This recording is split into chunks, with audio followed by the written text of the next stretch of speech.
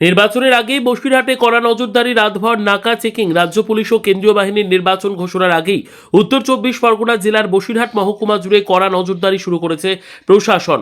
গতকাল রাতে জেলার বিভিন্ন গুরুত্বপূর্ণ রাস্তায় রাজ্য পুলিশ ও কেন্দ্রীয় বাহিনীর যৌথ উদ্যোগে ব্যাপক নাকা চেকিং চালানো হয়। কলকাতা বাসন্তী হাইওয়ে, টাকি রোড, হারোয়া, রাজারহাট রোড সহ বসিরহাটের বিভিন্ন সীমান্ত গুরুত্বপূর্ণ পয়েন্টে গাড়ি থামিয়ে তল্লাশি চালানো হয়।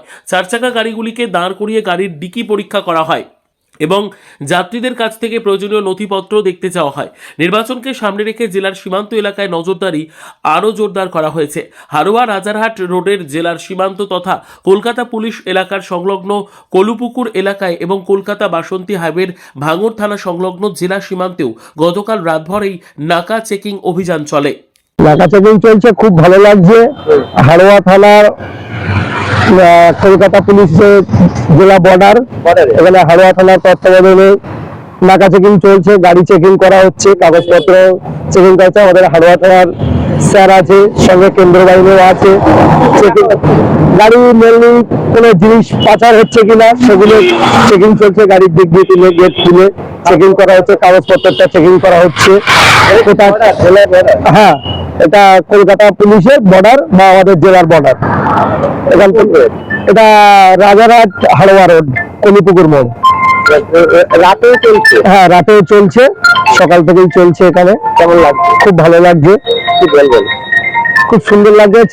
স্যারেদের তত্ত্বাবধানে চেকিং চলছে যাতে কোনো রকম সমস্যা না হয়, সেইভাবে সবকিছু দেখা হচ্ছে। আমার নাম আসির আলী মোল্লা। হারোয়া থানা কলিপুকুর বর্ডার বা কলকাতা পুলিশের আন্ডারের বর্ডারের মুখে নাকা চেকিং চলছে। যখন ভালো প্রশাসনিক ব্যবস্থা লেভেল মোটামুটি ঠিকই আছে। কোনো জায়গায় এখানে কেন্দ্র বাহিনী আছে, আমাদের হারোয়া থানার পুলিশ আছে। দেখা হচ্ছে গাড়িতে কোনো অবৈধ মাল আসছে কি না, সেটা কারণবশত অনেক জায়গায় কিছু কিছু ধরা পড়ছে, তার জন্য এটা চেকিং হচ্ছে। কি বলবেন, কেমন লাগবে? ভালো, খুবই ভালো উদ্যোগ, প্রশাসন লেভেল ভালো। আপনি স্থানীয় বাসিন্দা? হ্যাঁ, স্থানীয় বাসিন্দা। মোটামুটি কখন থেকে চলছে? সকাল 6টা থেকে রাত 12টা পর্যন্ত। রাতেও চলছে? রাতেও চলছে। এটাতে কোথাও কি ভালো লাগছে? অবশ্যই ভালো লাগছে, ভালো লাগবে না মানে কি? প্রশাসনের এটাই হচ্ছে ডিউটি, সেটা পালন করছে। আপনার নাম? আব্বাজুল মোল্লা।